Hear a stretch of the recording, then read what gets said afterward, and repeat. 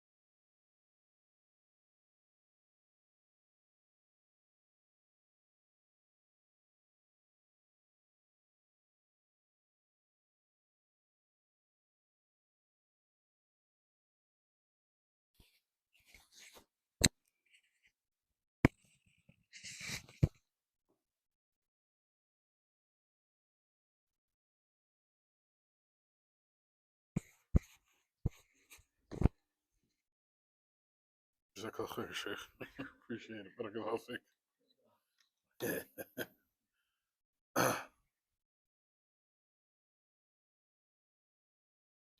بسم الله الرحمن الرحيم.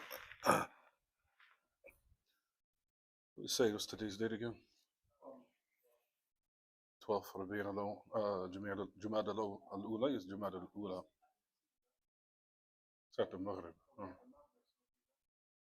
That says 10th on there. So it should be the 11th then, instead of the 12th. Should be the 11th. هذا كنن. Don't worry about it. طيب بسم الله الرحمن الرحيم. الحمد لله وحده، الصلاة والسلام على من لا نبي بعده، وعلى آله وأصحابه ومن تمسك بسنته إلى يوم الدين، وسلم تسليما كثيرا. أما بعد. As we continue in this book entitled Buloogh al-Maraam by the great Imam Ahmad ibn Ali ibn Hajar al-Asqalani rahimahullah, who died 852 after the migration of our Prophet alayhi salatu wasalam. The time now is 8:03 p.m. Saturday, November the 1st, 2025, which agrees with the Hijri calendar, whereas currently we said the 11th of Jumad al-Awwal, the year 1447, after the migration of our Prophet alayhi salatu wasalam. So we mentioned the affairs pertaining to this narration, but we're still in the chapter number 1, I forgot to mention. We're still in the chapter of Nikah, the chapter of marriage. And from the subtitles or the subchapters is Bab Husnu wa Ishrat al-Nisa, the chapter of good interactions, good dealings, and treatment of women. So the chapter pertaining to this title or to this matter, we mentioned from good treatment and dealings and interactions from those affairs, everyone, is that one make dua. The dua before intimacy, which all the different matters we extracted from this particular hadith, which contains so many benefits. Not only from the aspect of marriage, but from the aspect of one's belief. As the belief, as we extrapolated so many benefits connected with aqa'id, with convictions and the proper belief. So we said that this was a dua, in addition to what we utilize of refutations against the different various perverted ideologies, such as we mentioned, the Qadariyah and the Jabriyah. As the Qadariyah and the Jabriyah, this narration can be utilized to refute their beliefs which are in opposition of Ahl Sunnah and the people of the truth. Where we stopped from the last benefits, everyone, was this narration. If one was to focus deeply on, and contemplate on what could be extrapolated from this narration, is also those who deny the asbab, as we said. From our aqidah, is if one wants to benefit or attain benefit, he has to seek the means to attain it, as we said. And that's on all levels of life. That's in all levels of life. There are asbab. So benefit in regards to being a religious individual or someone of high piety or someone of knowledge or high level of knowledge, and in worldly benefits, whether one wants to attain financial stability. Those affairs all have asbab. When we say asbab, meaning the means to attain it. How does one attain high level of piety? He has to seek the means by praying on time every day. So that's the asbab, that's the reasons to attain high level of piety. In addition, if one wants to attain high level of piety, they take it upon themselves to fast, the obligatory ones, and then taking the time to put the extra effort in by fasting the voluntary ones.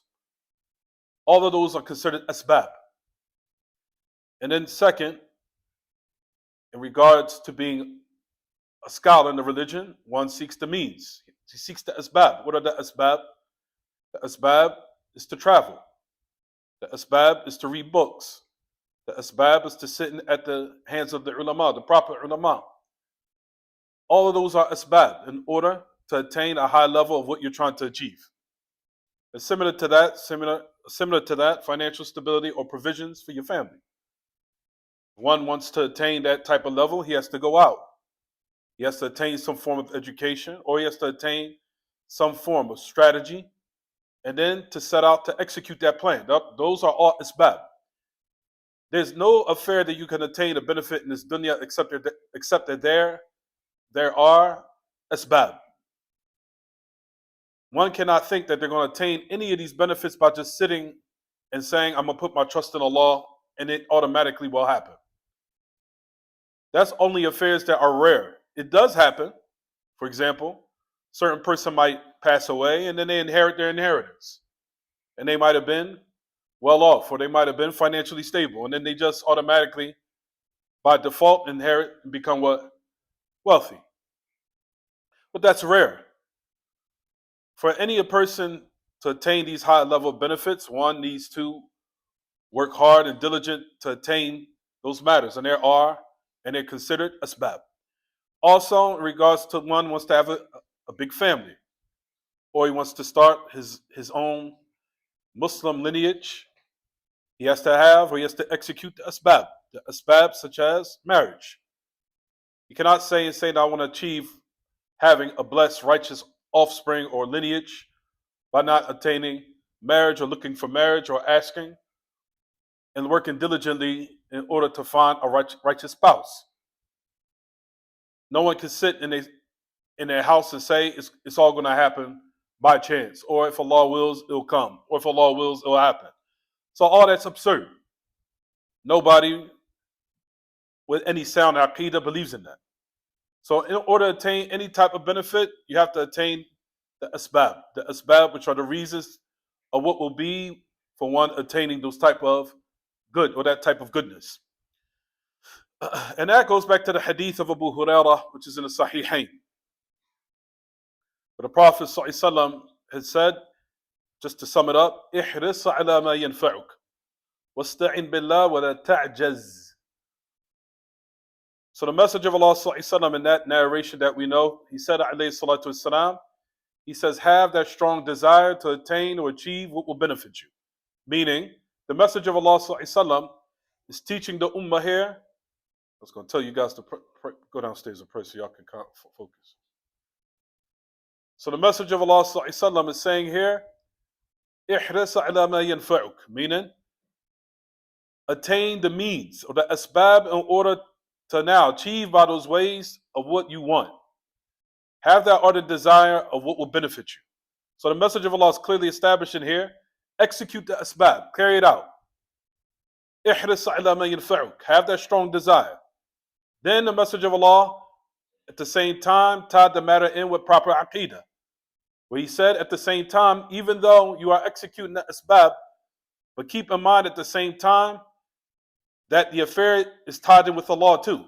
Meaning, he said, احرص على ما ينفعك واستعن بالله ولا تعجز. Seek help with Allah, meaning your heart is tied in with Allah at the same time when you're carrying out those asbab. So those asbab, the Messenger of Allah tied in the affair of both. The affair of what is connected with the means. And at the same time, that the means should not be relied upon solely alone. Why, everyone? If you go back to Kitab al-Tawheed, you'll find that if your heart is tied in with the asbab, it could be a type of polytheism. Absolutely. So that's an affair that one needs to realize. Absolutely. If your heart is tied in with the asbab, even though it's from our religion, and we're supposed to carry it out, if you totally have your heart connected with the asbab, it could be a form of polytheism. And if you go back to Kitab al-Tawheed and study it properly, you'll find that the asbab could be shirk. The human being was created in order for his heart to be tied in with his creator. Even though at the same time the creator made for those benefits and merits reasons and asbab. However, one should have it connected in balance with Allah subhanahu wa ta'ala and tied in with the asbab at the same time. As you'll find that Ahl Ilm saying, your heart being tied in with the asbab solely is shirk. And then your heart being tied in with Allah subhanahu wa ta'ala without carrying out the asbab is foolishness and goes against the wisdom of Allah. As they say that the asbab al-i'timad alayha i'timad kulliya shirk. وعدم الاتخاذ بالأسباب قدح في حكمة الله تعالى. That one relying upon the asbab is what? Polytheism, solely alone, with your heart totally connected with it. Whereas you'll find on the opposite side of the spectrum that depending on Allah subhanahu wa ta'ala without carrying the asbab is ridiculing Allah's wisdom. It's ridiculement of Allah subhanahu wa ta'ala's wisdom. Because Allah subhanahu wa ta'ala made for the musabbabat asbab. He made for what will be the reasons of things coming about and materializing. He made for it reasons for it. So those are the matters you'll find that's connected with this hadith. So one would say, okay, make the correlation of what you're speaking about right now. Look to the hadith. The Messenger of Allah ﷺ said, if one of you comes to his family, meaning that's the sabab, that's the asbab. That's the asbab in regards to attaining a child. The asbab is what? Being intimate with your family. Meaning, at the same time, what is implied here in this hadith is that you married someone. You married someone. So that's the sabab, or that's the asbab. So in regards to that, what do you find? You'll find, as we mentioned and said, when one now has a family that they marry and they want progeny, righteous offspring, this is what you do. This is also the asbab. If you want the child and yourselves to be protected by the shaitan, you have to now carry out something else that's a reason, which is this dua, where you say, oh Allah, keep the devil away from us, meaning the wife and the husband, and keep the devil away from the child that you preordained and written to come as a result of that intimacy. So that's also a reason of carrying out, in which you'll find the great Imam Ibn Uthaymeen, rahimahullah, he said this. He said this hadith here of what's pertaining to intimacy, al-Rad ala munkiri al-asbab. It's a refutation against those who reject and deny the reasons of benefits. He says, well, you'll find that those who say there aren't asbab at all from the deviant sects, from the Jahmiyyah and the Ash'ariyah and other than them, you'll find that they say the asbab, so-called, have no effect, whether it be in the affairs that are tangible or religious. He said the reality of it, all of it, is all affairs, of course, some of them say, of what is pertaining to what Allah and His will, but even though they don't deny it or they reject that also, in which some of them say, of course, the affair is in the hands of the creation, solely, you control it, which is nonsense. And then you have the opposite, who are the Jabriyah, who say Allah has you forced, which is also nonsense. The affair, like we said, all of it is in the middle. They carry out the asbab, and at the same time, their heart is connected with Allah, and that all of these matters are connected in one's belief. So, in regards to that, as we mentioned, this hadith rejects, or refutes rather, those people who say that the matter, all of it revolves around, for example, affairs that are Allah's will solely, without carrying out the asbab. That's nonsense. And at the same time, like we mentioned and said, everyone, one cannot believe that the asbab and the reliance of it solely is also correct, without one's heart being tied in with what? With Allah subhanahu wa ta'ala. So that, in short, even though there's more details I wanted to give in this particular matter, but we'll suffice with that. But that is from one of these benefits of this narration, in which you'll find the ilm that they extract from it. So what we was mentioning now in the last part, and like we said, we want to try to fully extract all the different benefits of these narrations, because these narrations are very important in knowing not only the marital benefits, but also having it tied in with one's belief in regards to now utilizing these narrations against people that come with ambiguities to instill doubt in regards to the proper creed or not. So that's also very important these days, which a lot of people think, oh, it's just marriage. Those are just marriage narrations. No, it isn't. It's marital narrations in which is connected with our usul, with our fundamentals and our creed, which are very important for one to realize. So let's get, so you'll find that what we mentioned in regards to what's also extracted, the last thing before we move on to the next one, it says jawaz dhikrillah liman huwa makshuful awrah. The permissibility of one mentioning Allah even though their awrah is exposed. That's also extracted from this hadith, that you'll find that if one's awrah, meaning their private parts, are exposed, it's permissible for them to mention Allah subhanahu wa ta'ala. It's permissible for them to now expose their awrah. Right, so let's keep going.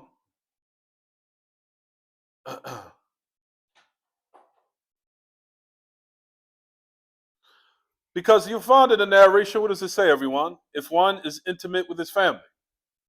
If he's intimate with his family, then what does that necessitate? No, the person, based upon the benefit we're mentioning now, he's naked. He has his outer exposed.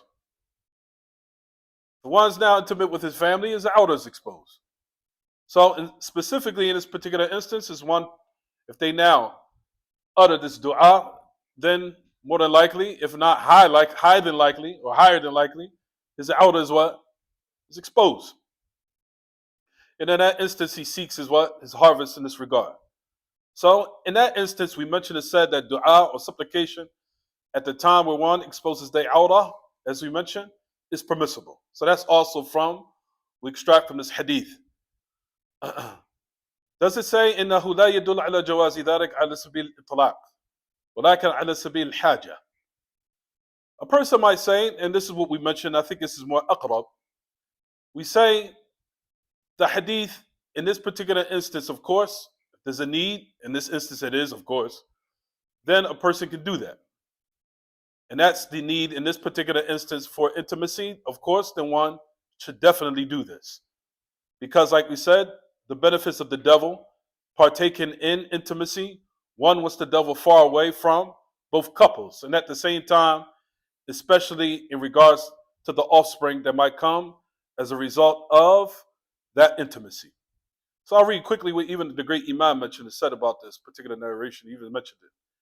He said, إذا أتى أهله الإتيان الذي يطلب به الحرث فيقول هذا الذكر والدعاء حال كشف العورة ولكن ربما نقول إنه لا يدل على جواز ذلك على سبيل الإطلاق ولكن على سبيل الحاجة. يعني إذا كان محتاجا لكشف العورة لأن الإنسان في حال الجماع محتاج لذلك.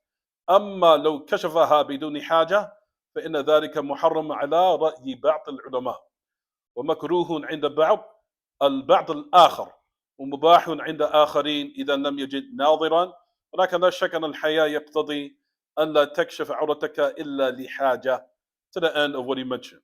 And that's some of the aqwal of Ahl Ilm in regards to this, which we don't need to go too deep into that. But at the end, we could say definitely that in this particular instance, one should mention Allah before they are intimate with their family. And like we said, and we keep stressing the point, family, not your girlfriend. Girlfriend is even further away that Allah will bless that particular affair. So if no matter what you need of dua, in these particular instances you need is something halal, how much more you think that affair will be far away if it's something forbidden. So that's the thing that we wanted to mention, and we said that last class also. So in this particular instance, like we said, one could make this dua at the time where they are intimate with their family. So those are all the benefits again from this hadith that we extract to the best of our ability of what one could now connect with belief, because that's very important, and in addition to the family benefits that one also extrapolates from it. So let's keep going to the next narration.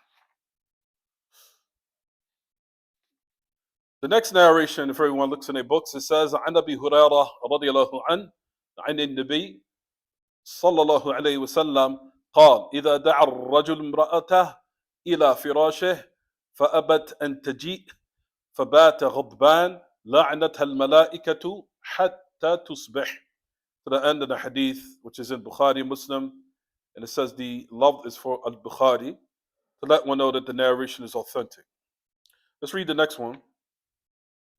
It says, ولمسلم كان الذي في السماء ساخطا عليها حتى يرضى عنها. So let's continue, everyone. On the authority of Abu Hurairah radiallahu anhu, upon our Prophet alayhi salatu wasalam, it says that if a man, that he calls his wife to the bedroom, meaning for intimacy, and she refuses to come, she refuses to come, and the husband remains angry with her, of course, during the night because of that matter or that rejection. then the angels curse her until the morning time. The angels curse her until the morning. طيب. The next narration, like we said, from good interactions in regards to marriage is the narration which is in Bukhari and Muslim, which is agreed upon, and the separate word, I forgot to read the separate word, I'm sorry. Where it says in the wording, كَانَ الَّذِي فِي السَّمَاءِ سَاخِطًا عَلَيْهَا. The one that's above the heavens will be angry with her until he is pleased with her. Good. So here, notice the narration. It starts with إِذَا دَعَ الرَّجُلُ إِمْرَأَتَهُ. So you look at your books, everyone. It says if a man calls his woman, what it means is, of course, the husband calling his wife. It means the husband calling his wife, or if it was in the time of legislated war, legislated, not satanic, innovated, legislated, there will be captives in that regard, taken who are Muslim. So women or captives in that instance, and then we know those are called what? Concubines, because of the legislated war, not the innovated satanic ones, but the affairs pertaining to war that has been legislated. In that instance, there are what? Certain affairs of concubines, which is not of today, as we know, even though someone say Mauritania or whatever, Allahu A'lam, if that's correct. But the point of the matter is that we know what is halal for a man to be intimate with are two types of women. Meaning, in regards to their jins, meaning your wife, or what your wife, or what your right hand possesses. That's it. Your wife, or what your right hand possesses, meaning the concubine that was taken from that legislated type of war. Legislated. If it was an innovated satanic one, there isn't any. So you have your wife or what? Concubine. Yes, you can. You can be intimate with her. And if it was multiple wives, it's the same thing. Your wife, zawja. Same thing. It's still your wife. And then the second type is again what? Ma milk al-yamin or ma malakat yaminuk. Concubine. Well, your right hand possesses a concubine. Oh, okay. But that's what I said. Did I say that? Oh, I said concubine. Okay, good. So in that instance, I thought I said something else. Type. So those two type are women that you can be what? Intimate with. That's it. You cannot go beyond that. You cannot go beyond that. Once you go beyond that, you've transgressed the bounds of your Creator. You've transgressed the bounds. So in that instance, again, everyone, we said that the message of Allah, this narration, if you read it, is speaking about what? Speaking about the man calling his wife to be intimate with him. إِذَا دَعَ الرَّجُلُ إِمْرَأَتَهُ إِلَى فِرَاشِهِ. So the word da'a here, of course, doesn't mean dua as far as the aspect of worship. Contextually here, da'a is speaking about what here? Meaning just a regular normal call, to call someone to do something. So the word da'a or da'wah here in this context, depending on it, it means just to make a normal call. A type of call of calling one to do something and those matters that's connected with it. So in that instance, we said calling her to be what? Intimate. In that instance, if the woman does not have any justifiable excuse, she does not have a justifiable excuse. We'll talk about the different excuses. For example, a woman has to work, or she might be sick, or she might be on her time of the month, or she might have 6 kids she has to take care of alone, or she has 3 kids, or many children. Her previous husband is not around, so she has to still be responsible for him. To the end of what? The different types of circumstances that women are under and facing, especially here in the West. In those instances, if she has those excuses, then pardon her. But if that's not the case, where she now is under the protection of her husband, he's fully taking care of her. She has no excuse. He's doing everything he's supposed to do. Bills is paid to the end of it, completely. She has no excuse. She's physically sound, physically capable. In that instance, she has to answer her what? She has to answer her husband to be intimate with him. She has to answer her husband. And in that instance, if it's something that now prohibits her or comes in between that affair, then by holding respect for her husband, be very respectful, apologize to him saying, babe, I cannot do it due to this reason, and clarify your reason. Clarify of what will excuse you from that affair. But in this matter of being intimate is something that you'll find that the Messenger of Allah ﷺ stressed its importance in order for a man to what? To maintain his chastity, and how these type of affairs are very important, especially in a land that's widespread in it, promiscuity to the most perverted extent, especially here in America and in the West in general. That the affairs of intimacy are at a high extent to, like we said, to it's extremely weird. Means oversaturation of perverted ideologies that what? Stress sex at all types of what? Levels. So in that instance, it now shows the importance that in order to maintain men's chastity and protect it, that if she does not have a reason to excuse herself, then she should what? Answer to the call if her husband wants to be intimate with her. I'll read quickly what it says in this particular instance, that the word fa'abat in the Arabic language means to refuse, means imtana'at, means to refuse, to come. قالت, I'm not doing it. امتنعت بالفعل أن تكرهت وتأخرت ولم تأتي. So in that instance, you'll find that she says, or she shows some type of repulsion, or what have you, or rejection, تأخرت ولم تأتي, holds back, late, then does not come at all. Then she'll connect it with something, like we said, that does not excuse her. Like we said, she's in an instance where she is totally capable, physically, and all those other instances. So in that instance, she doesn't come, like we mentioned, then the angels will what? They will curse her based upon the fact that the zawj, or the husband, becomes angry with her.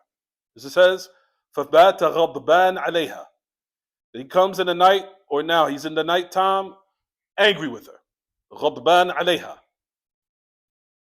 So you'll find that Ahl-Ilm saying this particular wording. If you look back in your books, everyone, if you look in it, it says that he remains in the night angry. As for if he comes upon the night pleased with her, like she might have gave her that justifiable excuse that I can't, or what have you. In that instance, if he's pleased, then that removes that particular warning. It removes it.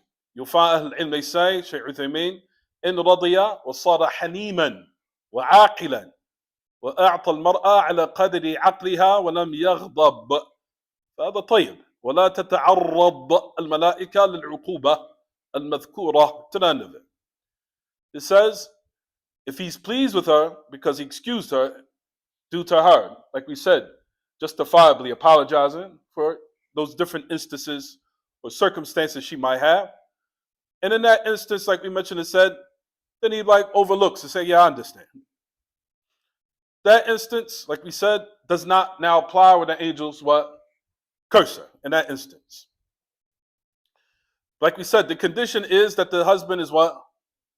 He's angry. Like you have no excuse. So based upon that instance, you'll find even Ahl Ilm say فإن بات غضبان كما يوجد عند كثير من الأزواج يغضب إذا أبت لا من أجل أنها تفوت عليه بامتناعها شهوته ولكن من أجل أنه يشعر بأنها تحتقره وأنها تريد أن تذله وقد يكون من الجهتين جميعا يكون هو محتاج إلى ما يريد فتحول بينه وبين إرادته فيغضب وقد يكون من الناس سريع الغضب يغضب لأدنى سبب تناء لا يفكر في الأمور ولا عواقب المهم أنه إذا بات غضبان عليها لعنتها الملائكة. For that instance, he's mentioned some of the excuses. He said, for that instance, you'll find there are a lot of type of azwaj, of spouses out there. He said they'll become quickly angry. Yaghdab, excuse me, if she refuses to come. He said not because in that instance that she's trying to make him lose out on fulfilling his desires or relieving his desires. He said, of course, in that instance, you'll find that some of the husbands, they will try to take advantage and they'll try to use any type of reason. But however, one needs to look at the situation and, of course, and assess it. ولكن من أجل أنه يشعر بأنها تحتقره. ولكن sometimes you'll find in certain instances where the husband, where the wife now like finds him repulsive in certain instances. If that's the case, then like we mentioned, then that's another affair that one needs to raise and solve. And like we mentioned, everyone, keep in mind, women are also human. They get turned off just like men get turned off. There's certain things that turns them off, just like there's certain things about us. We get turned off from women. And there's certain instances that you will not want to be intimate with her at all for those reasons. And women are like us in that instance also. Keep that in mind. So keep a balanced position in this. And I'm sure that there's no sound Muslim out there with a sound chest or uprightness that wants to be intimate with a woman. You can see clearly in her face she's not enjoying it.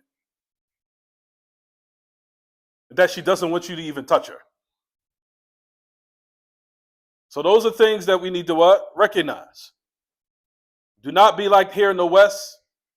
You want to be in an instance, like we said in the mention here, everyone, that the husband and the wife, like we said, both have that cohesion between each other and that intimacy. However, in the aspect of women, one needs to, and talk about the women right now. As far as the women, woman needs to also look at her situation. Don't do something in order just to be spiteful. Don't do that. I'm just being spiteful. Well, what's the reason? He didn't buy me, let's just say, just something real petty. He didn't get me, he didn't go downstairs and fetch what I asked him for a couple of minutes ago. Really? Or vice versa, the same thing. Or my wife didn't wear the shoes that I wanted, or she didn't put on the good smelling fragrance I wanted. So I'm good, I'm cool. Petty. Petty on both instances. Like we said, we reach an age where maturity is of the utmost importance. And that we have to be what? Forgiving and forbearing for one another. Everyone has flaws. Everyone has shortcomings. And we have to take in consideration our affairs here in the West. The affairs of what's taking place, where everyone is being overpressured and overworked. Everyone. Without any exception. The women also have to now work like men these days just to make ends meet. And all those other matters, you'll find that the women are holding the men up here these days. Yes, they are. Whether they be their mother, their sister, their wives, whoever it is. They're helping. So take that in consideration. Your mother's helping you. Your sisters are helping you. Your wife is helping you. Everybody's working as teams these days. Everyone. They see what's going on here in the West. Wake up to the reality of what's going on. And stop being petty and immature. You know what's going on. And you know where the money is coming from.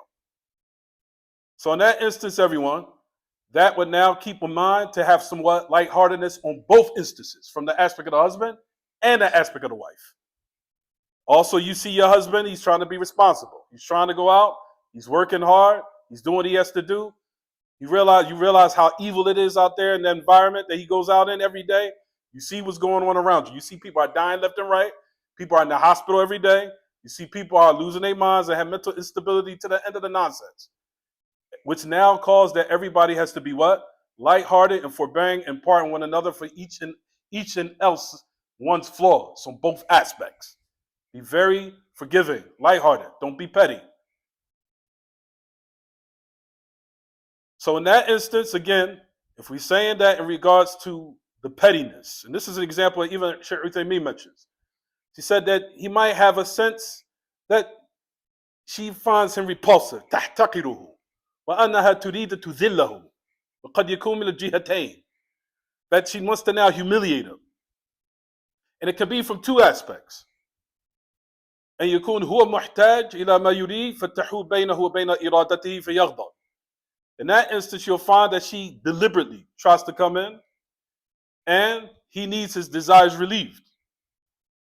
And she'll come in between that just to now, like we said, be petty, or if she wants to be now spiteful. And in that instance, if the husband is mad, then that's justifiable for what? In that instance, where the malaika now will what? Curse her. Curse her to the morning time. And there's different instances you'll find that the great Imam mentions. He said, وَقَدْ يَكُونَ مِنَ النَّاسِ سَرِيعَ الْغَضَبِ. He said there's certain instances where men are very just quick. They're just quick-tempered. They just become highly upset very quickly. He said he becomes angry for any small petty reason. لِأَدْنَى سَبَبٍ. For any reason. And he doesn't look to the end of the consequences of affairs. He doesn't look to have that far-sightedness in matters. He said at the end of the day, the matter is that if it's justifiable in those instances where all those matters are removed and the wife has the full capability and she knows that the responsibility of this matter has a great importance and she's doing it just to be evil or spiteful or what have you, the angels curse her till the morning time. The angels curse her to the morning. Meaning that the angels, that they make dua. And like we mentioned, it said, this particular hadith also establishes the affair of what? The existence of the angels and that they are close. They are close, but we don't see them.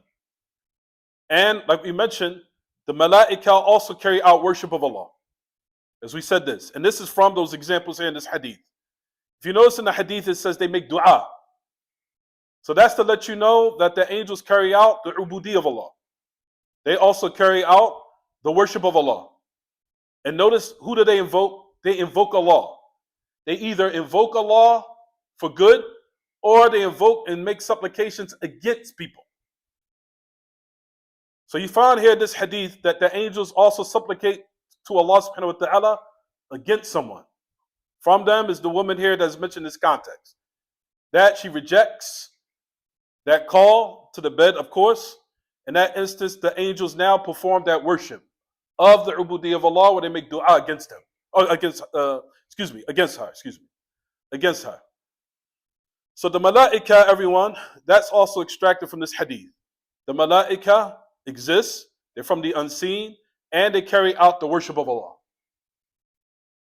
And they make dua to Allah either for a person or they make dua what? Against a person. And this is the example here of what? Against the person. And they make it against the woman that has rejected the call of the bedroom.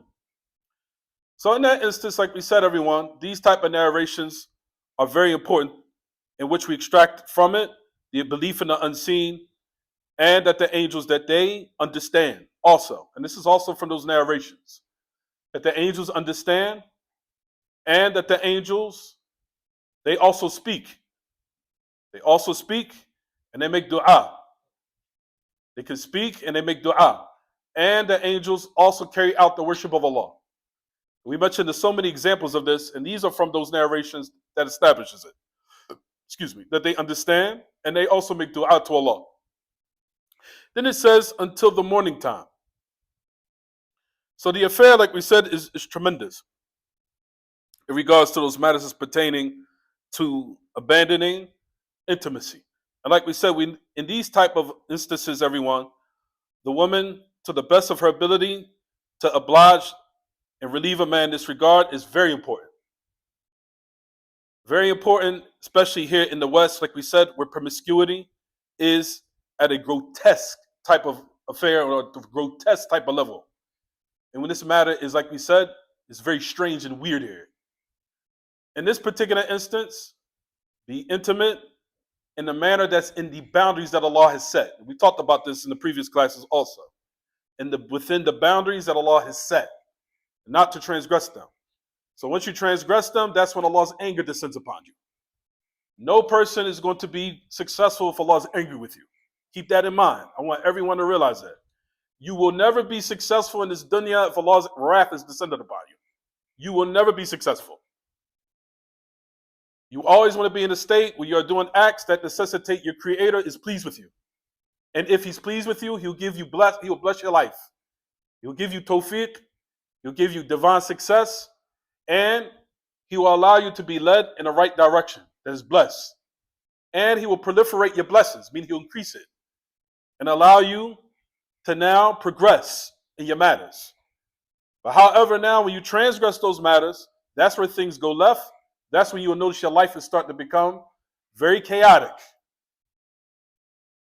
So that's the matter that we want to distress of its importance. And similar to that, our sisters.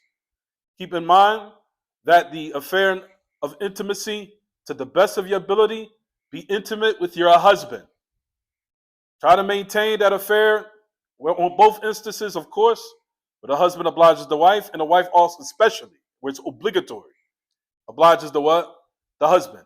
This matter also, as we'll talk about at the end, that the matter pertaining to intimacy, where she does not have the excuse, that affair is obligatory. That matter is wajib. It's obligatory for her. In the instance of the husband, we'll talk about that. That has some details in it.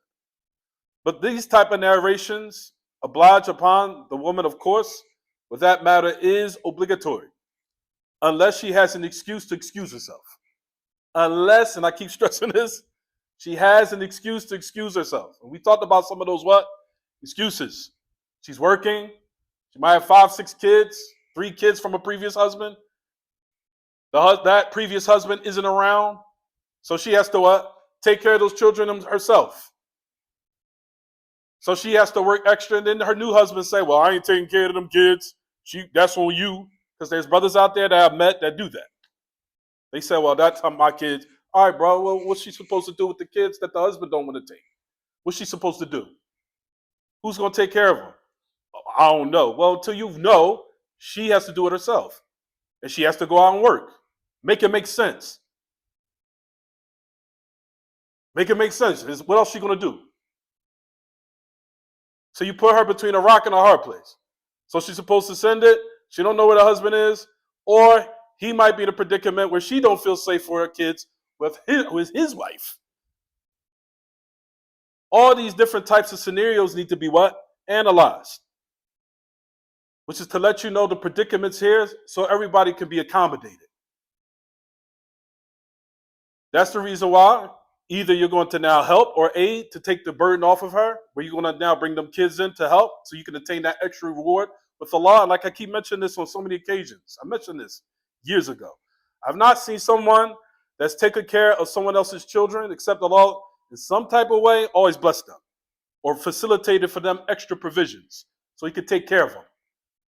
It started being in their aid. And that's tremendous that you take on that service for those children. And this is the reason why, like we said, if you want to now proliferate your provisions in that instance, this is how you do it. And Allah subhanahu wa ta'ala will aid you because you're in the aid for those children, of those who cannot fend for themselves. When you're always in the aid for somebody that can't fend for themselves, Allah will be in your aid, especially with people that cannot fend for themselves.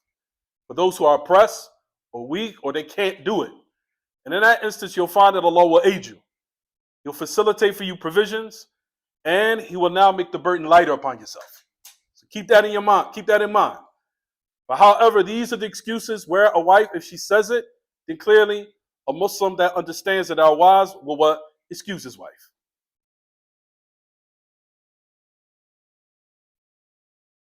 So in that instance about the affairs of the Malaika, we already talked about it, and I think in the previous classes we already spoke about the different types and characteristics of the angels. Inshallah, those other classes suffice. So let's keep going. The next narration, or the next wording rather, let's talk about the wadha'if of the Malaika, and we already talked about that. It says, hatta tusbih, until the morning time, meaning when the time when the sun goes up for Fajr.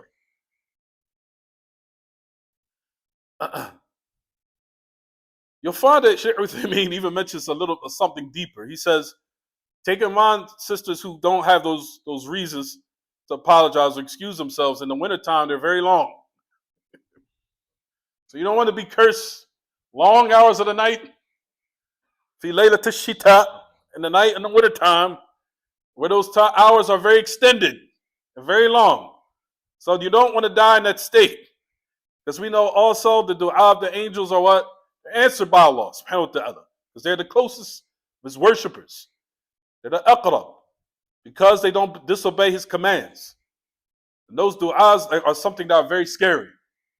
That they will curse and make dua to Allah to curse one. And in that instance, the dua is answered. And what will happen? Keep that all in mind in proper perspective, everyone. So that's also from the benefits. So that's the next narration. Let's keep going. The next one is Sahih Muslim. It says, this is another benefit. So not only the malaika curse, the Prophet ﷺ said something else. He says, كَانَ الَّذِي فِي السَّمَاءِ سَاخِطًا عَلَيْهَا حَتَّى يَرْضَى عَنْهَا. So this is another wording. Except that the one who's above the heavens is angry with her until he's pleased with her. So these are now narrations that also extract from it another benefit that we also keep putting emphasis on.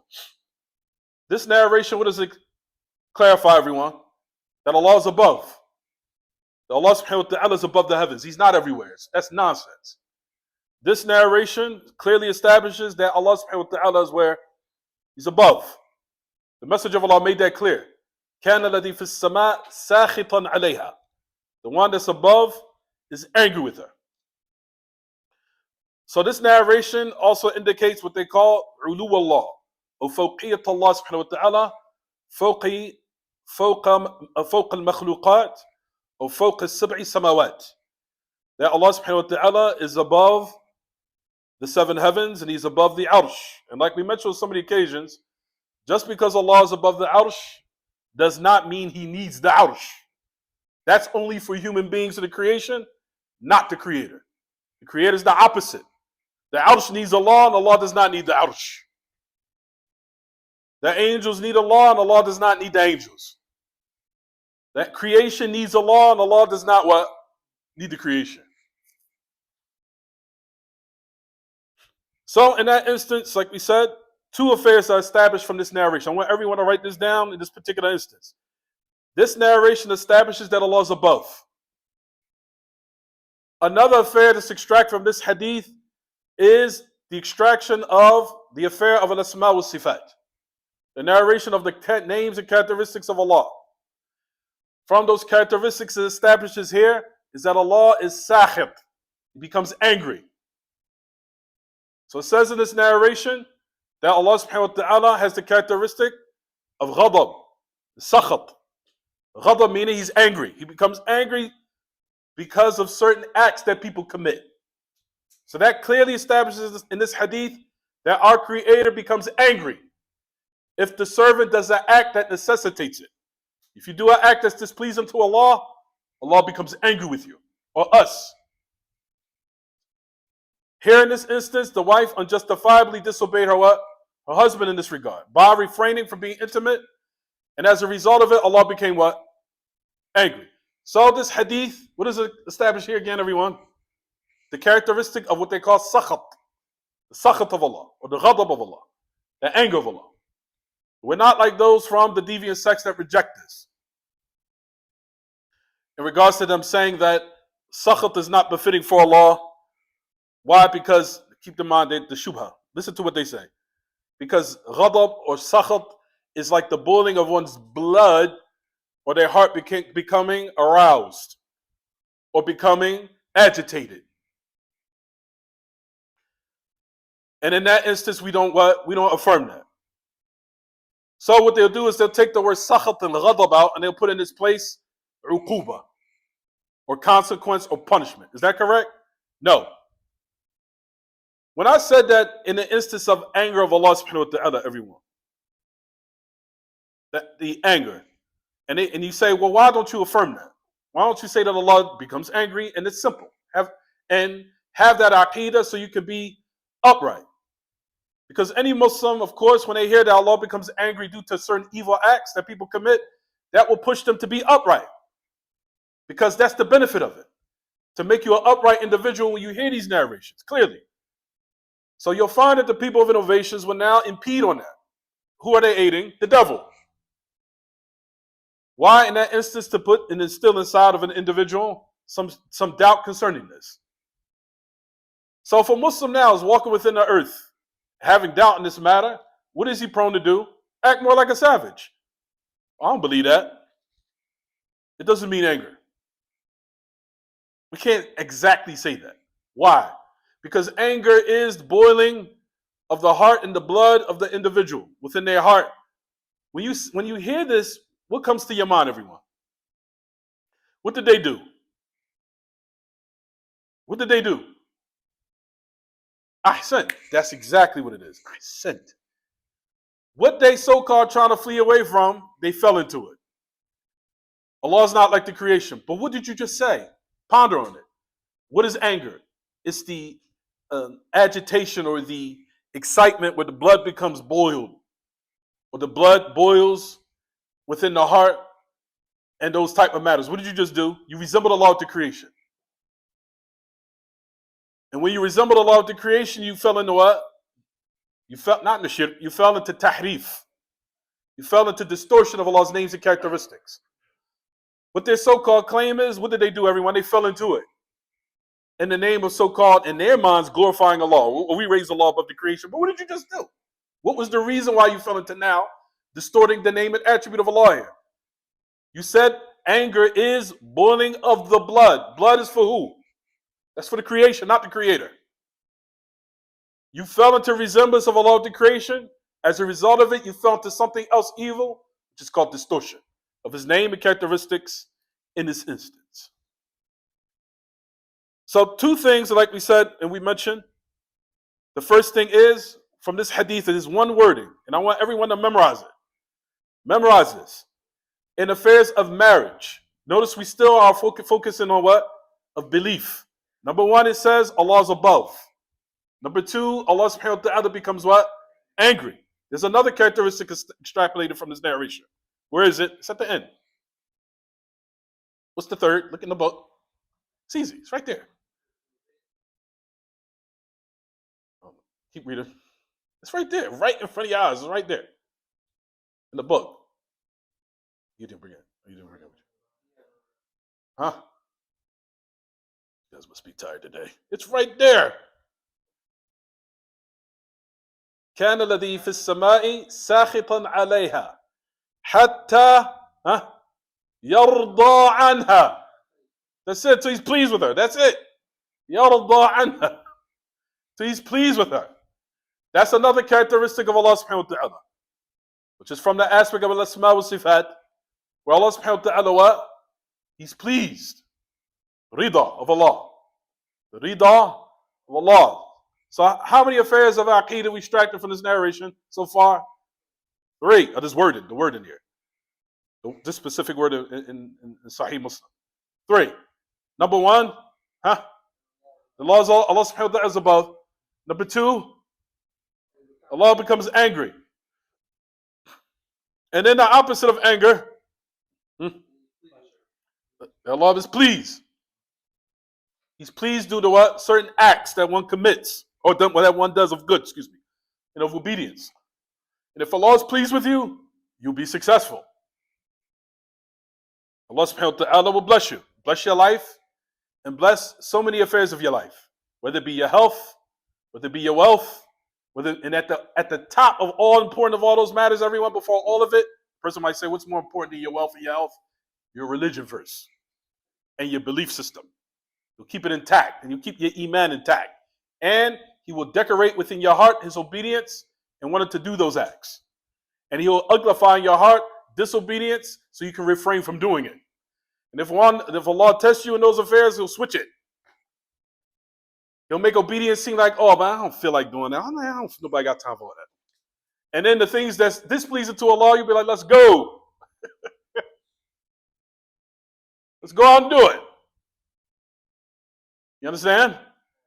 Those are the affairs that you have to reflect upon.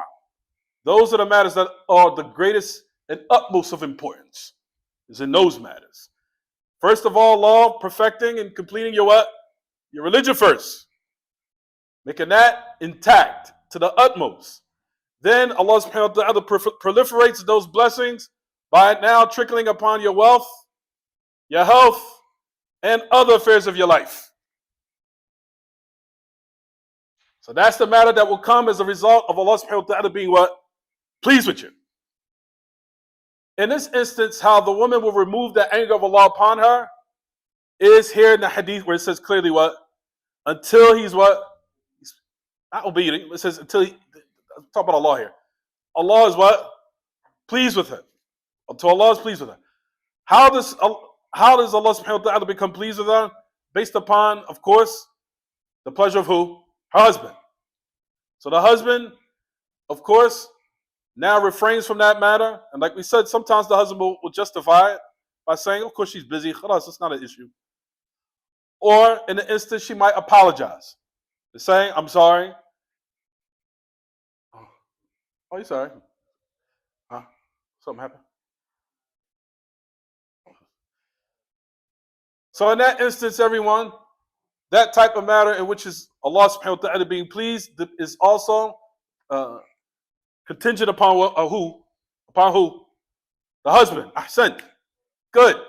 Upon the husband. The husband is pleased, then what comes? Allah subhanahu wa ta'ala will be pleased with her. Allah subhanahu wa ta'ala will be pleased with her. To let you know the obedience, of course, of the husband in these type of instances, the wife needs to consider it. To be in the state where her creator is pleased with her. And that's what the woman gives precedence first, not for the husband specifically in regards, but to now seek the pleasure of her Lord by what? Obeying her husband in that instance. So keep in mind, everything is connected with Allah first. That's how you have to teach one individual. The affairs all, because that's what we were created and brought in this existence for. Only for what? To who? To please who? Allah subhanahu wa ta'ala. Then Allah made it obliged upon in order to attain His pleasure. You have to now do certain acts and follow certain what? Guidelines and affairs. And those matters, as a result of it, Allah subhanahu wa ta'ala will be pleased with the individual. Now let's get into that aspect again. The people from the Asha'ira, other than them from Ahl Bid'ah, say no. Allah does not mean He's pleased. Why not? They say the opposite of anger. Why can't we believe in Allah being pleased with one or with an act or what have you, or the creation? What's wrong with that? Well, please is a type of emotion within a person. Here we go again. That it could be in an instance where one is influenced by certain affairs. And Allah is not influenced by anyone. Nor can He be swayed. What did they just do again? What did they do? They resemble what? They resemble Allah with what? The creation again. You did it again. So what you're trying to flee away from, you what? You fell right into it again. Just because Allah is angry, or just because Allah is pleased with certain acts, does not necessitate that Allah subhanahu wa ta'ala can be swayed or agitated with an instance where He's affected. Those affairs are only for who? For the creation, not the creator. Those are the instances that you will hear from the people of innovation, and they're all online now. All those different gates that were locked, especially back in the 70s, the 80s, and the 90s, the floodgates are open for this nonsense. I've seen it on the internet. Ooh, look at all these dangerous things that Muslims are listening to. All this filth. Look at this nonsense. Affairs that are what? Impeded upon, again, affecting your belief system. The shaitan is focusing on not taking you down in your good and evil deeds first. No, the shaitan goes beyond that. He wants to pollute your belief system. Because once that's polluted, your acts are also going to be what? Corrupt and polluted. That's based upon the hadith. The Prophet ﷺ, وَإِنَّ فِي الْجَسَدِ مُضْغَةً إِذَا فَسَدَتْ فَسَدَ الْجَسَدُ كُلُّهُ وَإِذَا صَلَحَتْ صَلَحَ الْجَسَدُ كُلُّهُ أَلَا وَهِيَ الْقَلْبُ. But the Prophet ﷺ made it clear. He said, there's a morsel of flesh within you. If it's upright and it's sound, your actions will be sound.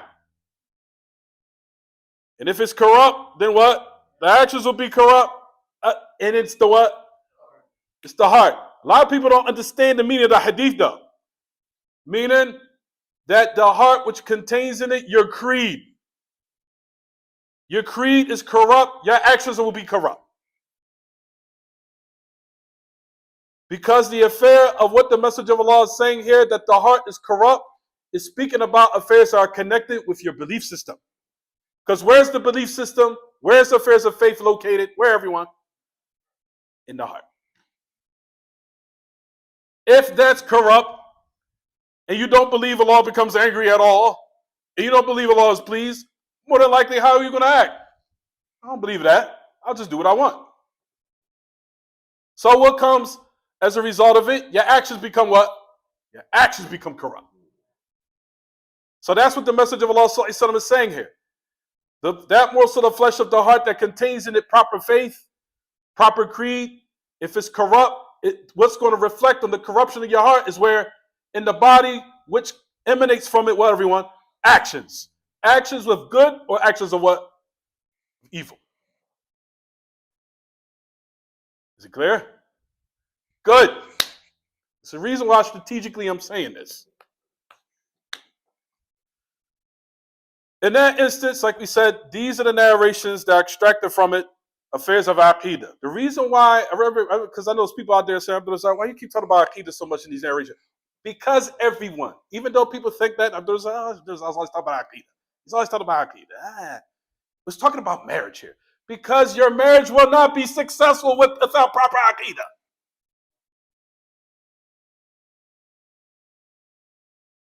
If you don't learn Aqidah, these narrations have no impact on you. It's just, oh, Allah's going to be angry with me and the angels curse me. So what? So what? Now, if you teach the aspect of belief in it, it has a what? Has an impact on you. Like, woo, I don't want my Lord angry with me. I don't want the angels cursing me. You understand?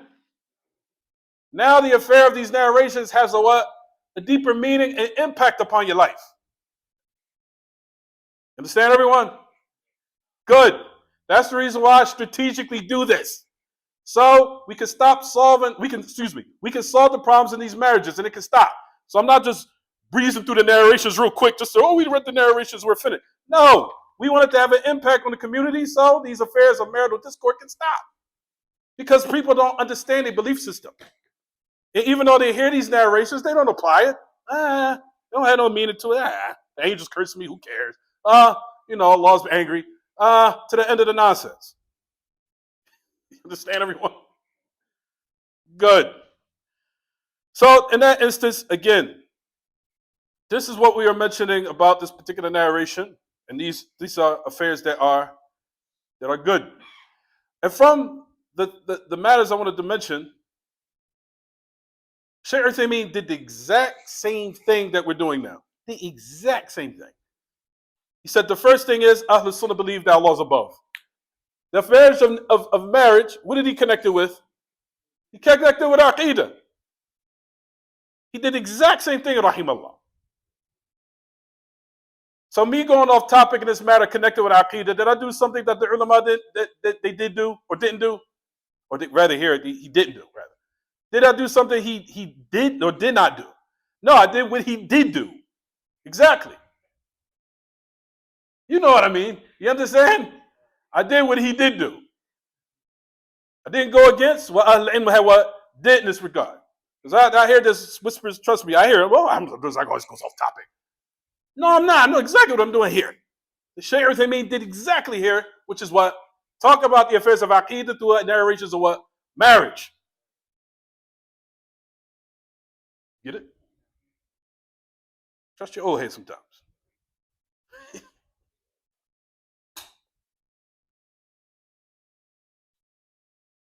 So let's continue.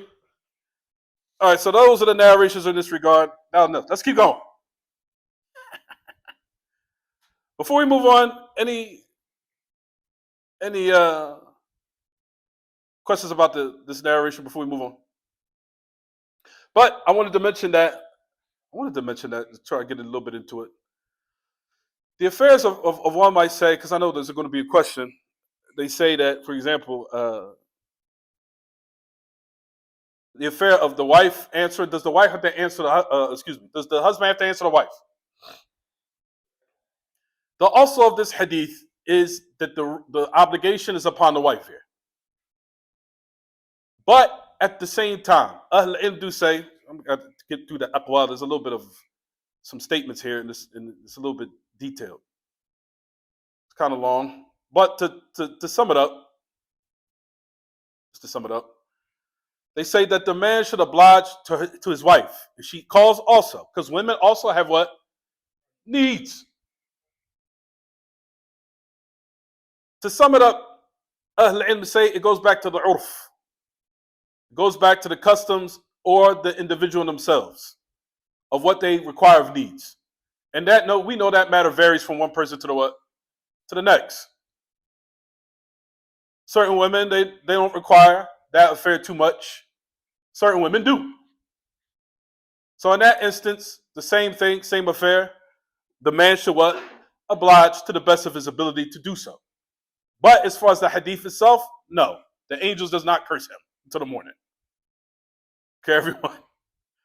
But the origin of it is that matter what? Goes back to the woman in this instance, but at the same time, the man should oblige to answer and accommodate his wife. Because in that instance, that will also subject her to what? To oppression. Especially if she's a woman that needs to have her desire fulfilled often. Meaning, a lot. If she's a woman of strong desires, and like we said, that varies from one person to the next. That varies from no one set fit all. It isn't any. That affair, we know what it varies. It varies. But the man should definitely oblige her and accommodate her. Absolutely. Absolutely. I'm sorry. What's the effect? That Allah subhanahu wa ta'ala put you away from the mercy of his mercy? That's what al-la'na means. Excellent question. Excellent question. Su'aluka wajih. La'na means here that Allah subhanahu wa ta'ala will what? Will take you away from his mercy. Put you far away from it. As far as in the woman in that regard, tard min rahmatillah. To put you away from the mercy of Allah subhanahu wa ta'ala.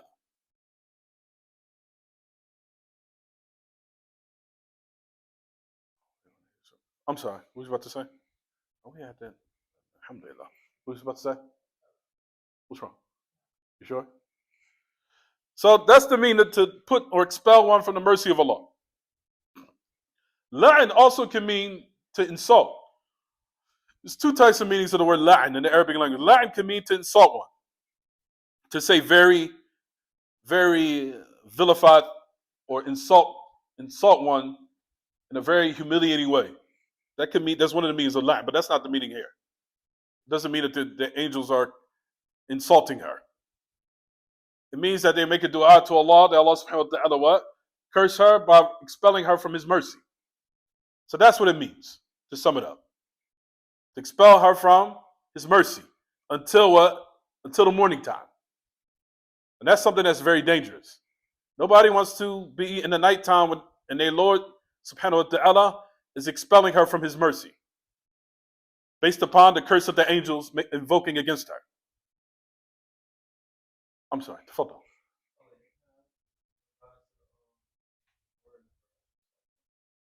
Uh-huh.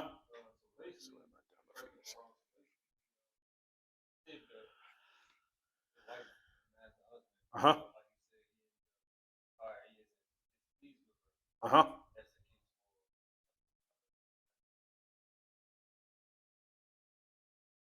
You talking about the malaika? I'm sorry, say it again, Siddiq. I'm sorry. Mm-hmm.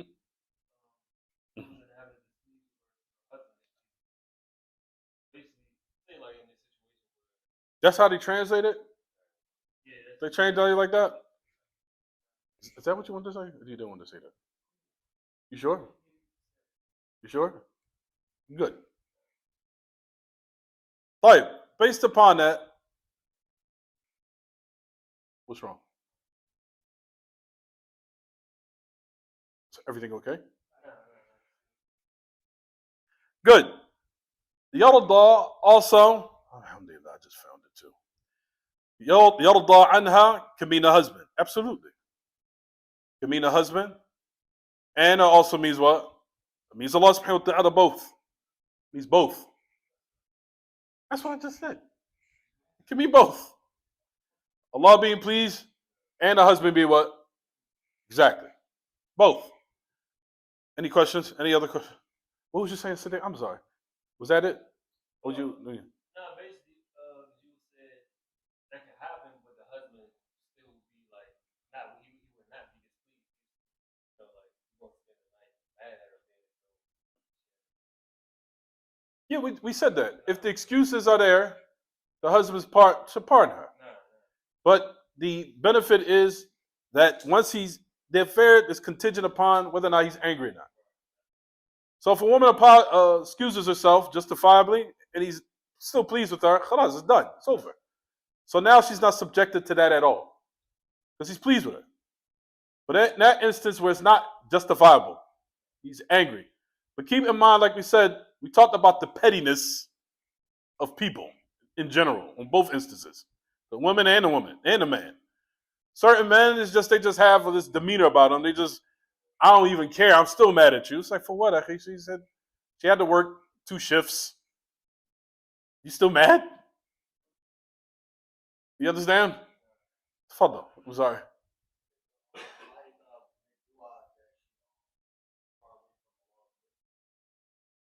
Absolutely. Absolutely. That's what we're mentioning here. That time frame, if she refrains and makes up the matter with her husband and mend that matter, khalas, is over. Done. The affair is contingent upon the husband. The husband, once he's pleased with her, it's over. Done. You understand? And then who will be pleased with her? Allah subhanahu wa ta'ala. So, of course, she can make tawbah. Absolutely. Absolutely. Nobody's shutting that door. Any other question, anyone, before we move on? Uh-huh. No, we said that hadith doesn't apply in that instance. We said don't apply. However, we still said that one should what? Strive to oblige and accommodate your wife. Because in that instance, even though we don't say that the angels are cursed the man, we don't say that because there's no narration or any explanation that affirms that. Where it says it applies to the man also. You won't find it. But in the instance of oppression, we can affirm it. If a woman says, listen, I have needs, this is something that I need, then the man in that instance to try to what? Accommodate her. And in the same instance that you utilize to justify her and for her to be excused, the woman should do it to you too. Men should also be like, listen, I work 2 jobs. I'm exhausted. You understand? That's the reason why the whole class, what do we start up, everyone? We said everyone should be what? Working together.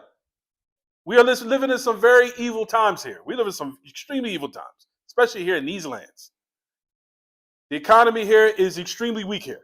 I wouldn't be surprised if the stock market crashed tomorrow, based upon my research. That's how bad it is here. And in that instance, everybody's what? Working together. You understand? Everyone is working together to try to what? To relieve each other of each other's what? Burdens and pressures. Everybody is. So in that instance, everyone should be what? Forbearing in both aspects. Say, I want my rights. Listen, I'm doing the best I can. And on both sides, the women and the what? And the men. Both. So everyone should be forbearing and pardoning one another in each and other's predicament and situation. Unless you are a man that is fully doing what you're supposed to do. MashaAllah Mubarak. In that instance, she has no what? Excuse. But if that's not the case, where she has children, 3, 4, 5 kids that you don't want to take care of, because that's some other man's kids, what's she supposed to do? What's she supposed to do? I'm asking. And then what's the first thing? And I really despise where men say out of their mouth, let her get public assistance. You just said that out of your mouth? You understand? Let her get public assistance. Really, though? Hey, you want your Muslim kids to be subjected to kuffar so they could be the father of her kids? Because that's basically what it means with public assistance. The government become the father.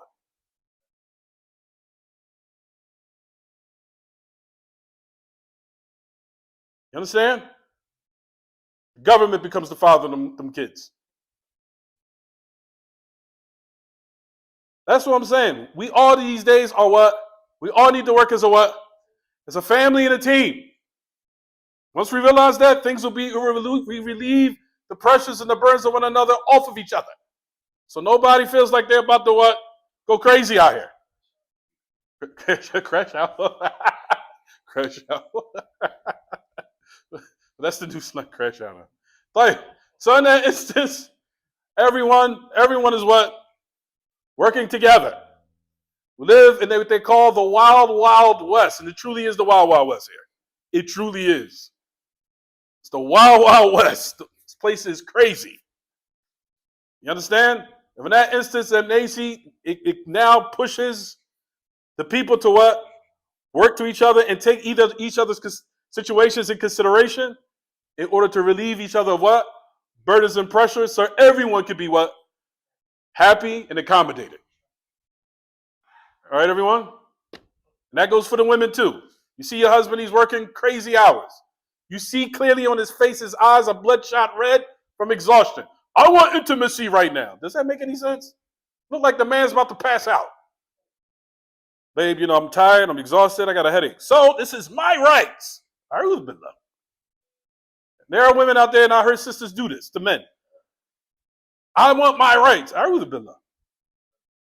You understand, everyone? This is where we're going with it. Be understanding. Understanding of people's situation, and also another thing I wanted to teach us as Muslims, look at everyone around you. This is something I kept instilling in so many lectures and classes. Look at a person's face so you can know what's going on. And that's on all levels. If you see clearly your husband looks like he can barely open his eyes, it looks like he's about to fall out, that should put in your mind, my husband's tired, let me leave him alone. Same thing for the woman. You walk in the house, you see your wife, it's like this, looks like she's about to pass out. And she says to you, I have a tremendous headache. Feel like my head's about to explode. Why don't you make no dinner for me? You like, is she looking at you like, I just said my head is about to explode. Look at around you. Have wisdom. Why ain't make my dinner? Does it make any sense? The same thing with me. The Imam of the Masjid. It happens to me too. Here in the Masjid. I have my head, I'll mind sometimes my head. I got a question I got to ask. I'm a human being too. If I see clearly in my face, my head is hurting, I feel like I'm about to pass. This is what we're talking about, teaching the Muslims public, knowing how to conduct, read people's faces and gestures, and look around. Analyze what's going on around you. Look at it beyond yourself. You understand, everyone? Just like you want to apply it on you, you should apply it on who? Everybody else. And once we start doing this, you're going to see things become what? Better. You'll be able to alleviate yourself from a lot of problems when you start to do that. Even me, I look at people's eyes and faces. I look at everything. I look at movements. I just act like I don't know what's going on. But I take in consideration. Person looks tired. I'm not asking them no question right now. Wait till another time. You understand? So-and-so looks a little exhausted, or he looks like he's a little moody, or what have you. Leave him alone. Is it clear, everyone? Good. So let's keep going. How long have we been talking? Huh? Khalas, stop here. Done. I wanted to keep going, but we'll stop here. It's still too long. Still too long. How long? Tomorrow's longer? No, just by the way, the hour I think goes back tonight. 2:00 in the morning here. So keep that in mind. The hour goes back. So Isha tomorrow will be 6. What was it? 6:15 tomorrow. Isha, keep in mind, everyone. The hour goes back. So I keep teaching, trying to alleviate a lot of marital discord because I hear it all the time. It's to the point where it's beyond the paperwork. Trying to teach everyone so it can alleviate a lot of problems in general. As us, as Muslims, we need to step up our game and how we deal with one another in general. These narrations teaches us that. So the moment we improve and trying to apply these narrations, the moment that things will start to become better on all levels, relationship-wise, friendship-wise. Same thing with your friends. You see your friend or someone that's dear to you, you see that they're going through something. Yeah, actually, I want to talk to you for a minute. Especially if they see that they're, like, for example, you call them one day, it sounds like they're coughing, sneezing, feel like they can barely talk. You can't even hear their voice. I got something to tell you. You're just like, oh. I see it happen so many times with people. You just be like, when we as Muslims are we going to have some more wisdom of how we just, do we look at people, look at their faces, look at their movements, look at their gestures, look at their voices, look at their state, look at their health, look at what's going on. Size up a situation and strategically, is this a good time for this or not?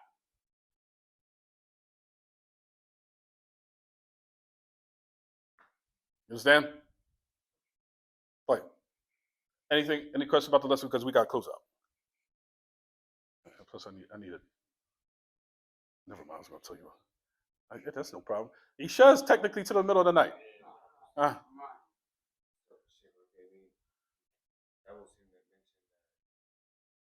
a haja for you to make dua while the awrah is uncovered. Some of the ulama said it's haram to do this. Some of them do say that. Some of them say that, but there's no dalil. He said there's a lot of aqwa of al-ilm. Some of them say you should. Some of them say it's detested. Some of them say it's not. But he said here, what are you going to do? About to be intimate with your wife unless you wait till your clothes is on and before the aspect. But the point of the matter is, he said if there's a need, there's no problem for that. Due to the fact there's no dalil. Because everything is contingent upon our religion based upon what? Dalil. Dalil. Also, the Messenger of Allah sallallahu he used to wash with who? He used to wash with our mother Aisha. Well, without any clothes on. And things of that nature. With her also. But like we said, there's no clear-cut dalil here. But he said that one could do it based upon the need for it. If there's a need, say it. Say Bismillah and make the dua. But there is aqwa from Ahl al-Ilm that do mention that. They say it's hated. They say it's detested. Some will say it's haram. They do. There is mention. Absolutely. Nobody's ruling that out. That is there. But in this instance, he said, if one does it due to the need, no problem. Because there's no dalil saying, there's no dalil. So the affair is all based upon what? Based upon evidence.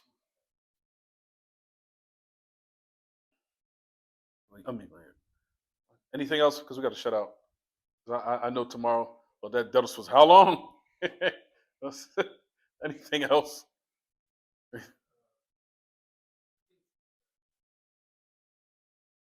Say it again. Sakhitan. Where the word comes from the word sakhat. Sakhat. Sakhat means anger. It means say sakhat. Sakhat means angry. It means anger. It's like anger, but it's another word in English for it. No, sin kha ta sakhat. It means displeasure. Because I think more of this sakhat is like displeasure. Disdain means anger, displeasure. Disdain, displeasure. Unless someone could come with other upset. No, not frustrated. We're gonna say frustration for Allah. There's no dinner for that. Sakhat means like upset. You just say displeasure. Displeasure. طيب, we'll stop here. صلى الله وسلم وبارك على نبينا محمد وعلى آله وصحبه وسلم. سبحانك اللهم وبحمدك أشهد أن لا إله إلا أنت أستغفرك وأتوب إليك.